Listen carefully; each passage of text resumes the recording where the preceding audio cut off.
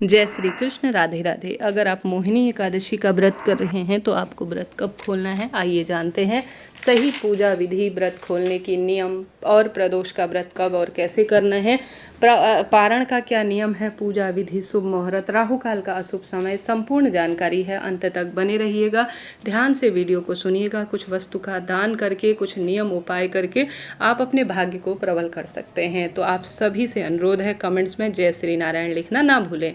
सबसे पहले जल्दी उठें। आप जानते होंगे एकादशी व्रत हमेशा रात्रि का होता है। रात्रि को भगवान चिंतन किया जाता है और दूसरे दिन व्रत को खोला जाता है। 8 मई को व्रत किया जा रहा है, तो 9 मई 2025 शुक्रवार को अपने व्रत को खोला जाएगा। यह एकादशी और द्वादशी कोई सामान्य नहीं है।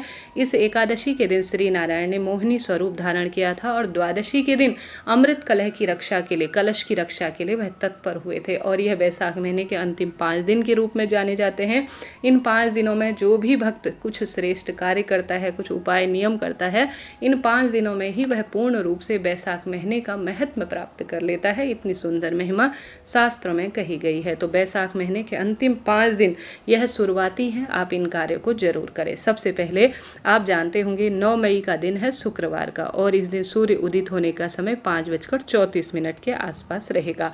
आप जानते होंगे इन दिनों जल्दी जो है उजाला हो जाता है। सबसे पहले आप सूर्य भगवान को अर्घ्य दीजिएगा और आवश्यक रूप से यम देवता के निमित्त अर्थात पितरों के निमित्त भी आप दक्षिण दिशा की ओर मुख करते हुए जो है एक जल का लोटा जिसमें काले तिल आपको लेने हैं, उसका आपको समर्पण करना है। उसके बाद आपको पवित्र वृक्षों का सिंचन करना है। स्नान के पानी में गंगा जल, मिश्रित जल या काला तिल आप जरूर डालिएगा। सुख सौभाग्य के रूप में इसे देखा जाता है। इसके बाद लाल रंग के कपड़े पहनिएगा क्योंकि शुक्रवार की श्रेष्ठ तिथि है। घर के दरवाजे पर जल का छिड़काव कर कर दरवाजे पर दीपक लगाएं और आप सभी तुलसी माता का कच्चे दूध और जल से सिंचन कर कर दीपक लगाएं। सूर्य भगवान इत्यादि देवी देवता, पीपल, आंवला, बड़ वृक्ष को आप सिंचित कर कर दीप दान करें। उसके बाद प्रत्येक गृहिणी को अपने घर की रसोई में चावल बनाने चाहिए। चावल आप खीर के रूप में बनाएं या मीठे चावल किसी भी स्वरूप में बनाएं, परंतु द्वादशी तिथि पर भगवान को चावल का भोग तुलसी पत्र रखकर जरूर करना चाहिए। एकादशी पर आप तुलसी नहीं तोड़ सकते हैं और साथ ही आप सभी एकादशी पर चावल नहीं खा सकते, परंतु द्वादशी पर भगवान को भोग जरूर से चावल लगाने चाहिए, तभी आपका व्रत उपवास सफल होता है। अब इस दिन सूर्य उदय 5:34 मैंने आपको विदित कराया। और इस दिन पारण का शुभ मुहूर्त, मोहिनी एकादशी के दिन पारण का शुभ मुहूर्त 9 तारीख को शुक्रवार को 5:38 से 8:16 तक के आसपास हो रहा है। तो आप सभी को 9 तारीख को इस शुभ मुहूर्त में अपने व्रत को खोल लेना चाहिए। ठीक है जी। इस शुभ मुहूर्त में अगर आप अपना व्रत खोलते हैं तो निश्चित रूप से आपका व्रत सफल हो जाता है और श्रेष्ठ कार्यों के आप साक्षी बनते हैं। व्रत उपवास हमेशा सूर्य उदित होने के बाद ही खोलना चाहिए। इस चीज़ को आप नोट करते हुए चलिएगा। इस दिन अभिजीत मुहूर्त अर्थात किसी नए कार्य की शुरुआत अगर आप करना चाहते हैं तो 11:44 से 12:36 तक का समय आप चुन सकते हैं।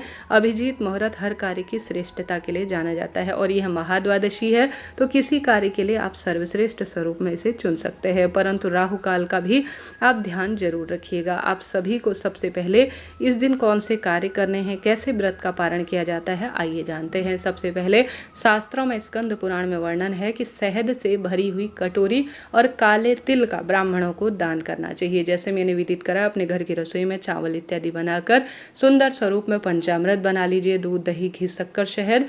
और साथ ही आप सभी को श्री नारायण के विग्रह स्वरूप अपने घर की मंदिर की थोड़ा साफ सफाई करें। सबसे पहले विग्रह स्वरूप को पंचामृत से अभिषेक कराएं, शिवलिंग पर जल चढ़ाएं और भगवान के समक्ष दीप दान करें। उसके बाद जो आपने भोग प्रसाद समर्पित किया है, भगवान का सुंदर श्रृंगार कर कर, भूल चूक के लिए क्षमा प्रार्थी होकर और भगवान का नाम जाप ध्यान करते हुए, धन्यवाद देते हुए कि भगवान जी आपने मुझे व्रत उपवास के लिए चुना, आपका धन्यवाद, ऐसी प्रार्थना करते हुए आप चावल इत्यादि का भगवान के समक्ष तुलसी पत्र रखकर मौसमी फल इत्यादि का भोग लगाएं। उसके बाद जब भगवान जी भोग प्रसाद ग्रहण कर चुके होंगे तो आप पंडित ब्राह्मण जी को भी अगर अपने घर पर भोजन के लिए आमंत्रित कर कर उन्हें भोजन कराते हैं तो बहुत सुख इसका मिलता है। साथ ही आप अगर गौ माता के लिए भी अगर रोटी का प्रबंध कर कर विधि विधान से उन्हें खिलाते हैं, अगर ब्राह्मण देवता घर पर नहीं मिल पाते हैं तो एक प्लेट में, एक थाली में गेहूँ, चावल या जो भी चीज़ आपके पास है, मौसमी फल, काला तिल, शहद, कुछ वस्त्र, दक्षिणा रखकर आप अलग से अपने घर के मंदिर में चीज़ों को सूखे स्वरूप में मौसमी फल इत्यादि को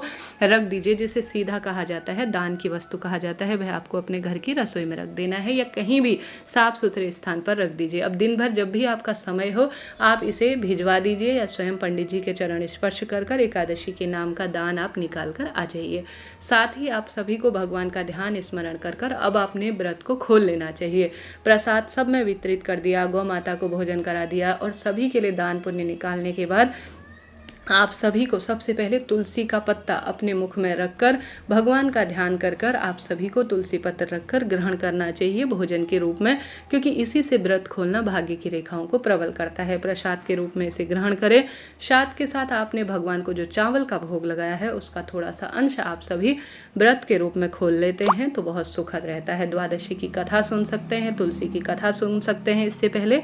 इस तरह से आप अपने व्रत को खोलिएगा, लाभ मिलेगा। प्रदोष का व्रत जैसा मैंने विदित कराया इसी दिन किया जाएगा, शुक्रवार के दिन। इस दिन जैसा कि आप जानते होंगे प्रदोष काल में त्रयोदशी तिथि व्याप्त होनी चाहिए प्रदोष व्रत करने के लिए, तो इसी दिन जो है प्रदोष काल में त्रयोदशी तिथि व्याप्त है, इस कारण से इसे शुक्र प्रदोष व्रत के नाम से जाना जाएगा। इस दिन अगर कोई व्रत उपवास करते हैं, कोई नियम लेते हैं तो भाग्य की रेखाएं प्रबल होती हैं, सुख सौभाग्य का वरदान मिलता है, ऐसा शास्त्रों में वर्णित है। तो आप सभी जीवन में हार रहे हैं, दुख पा रहे हैं तो प्रदोष का व्रत धारण कर अपने भाग्य की रेखाओं को प्रबल करें। आप सभी जानते होंगे महादेव और श्री नारायण एक दूसरे की पूजा से प्रसन्न हो जाते हैं। अगर आप प्रदोष का भी व्रत धारण करते हैं और एकादशी का भी व्रत धारण करते हैं तो आपको दोनों दिन फलाहार ही करना चाहिए। जैसे कि 2 व्रत एक साथ कैसे करें ऐसे प्रश्न आते हैं, तो आप तुलसी पत्र रखकर अपने एकादशी व्रत को पूर्ण कर लीजिए, खा लीजिए तुलसी पत्र, कोई दोष नहीं है। उसके बाद आप फलाहारी भोजन थोड़ा सा जो पूजा विधि नियम होते हैं त्रयोदशी तिथि पर एक समय आप दिन में फलाहार कर सकते हैं। इस तरह से आप एकादशी व्रत का भी मान रख लेंगे और द्वादशी तिथि भी आपकी संपन्न, अर्थात त्रयोदशी का व्रत भी आपका हो जाएगा। इस तरह से आपको 2 व्रत करने होते हैं, नियम वही रहता है, पूजा विधि और यह उपाय जो है वह इसी तरह से किए जाते हैं। आशा है, उम्मीद है यह व्रत और उपाय नियम से संबंधित आपके लिए जानकारी उपयोगी रही होगी। तो कमेंट्स में आप हर हर महादेव, ओम नमो भगवते वासुदेवाय जरूर लिखिएगा। प्रदोष का व्रत करना, एकादशी, द्वादशी या त्रयोदशी इस महीने सबसे श्रेष्ठ मानी जाती है, क्योंकि बैसाख महीने का अंतिम समय चल रहा है। और साथ ही अब जल का दान जरूर करिए। चींटी चिड़िया कबूतर के लिए और पशु पक्षी गौ माता के लिए पानी की व्यवस्था करते हैं, किसी मंदिर में जल का दान कर आते हैं, प्याऊ में अपना योगदान देते हैं, ब्राह्मण दक्षिणा देते हैं, गौ माता की सेवा करते हैं, तो पितृदोष समाप्त होता है और एकादशी का संपूर्ण फल आपको प्राप्त हो जाता है। आशा है, उम्मीद है प्रदोष व्रत से संबंधित यह जानकारी और एकादशी पारण से संबंधित उपयोगी रही होगी। तो कमेंट्स में आप सभी भी आवश्यक रूप से राधे राधे लिखिएगा। जय माता।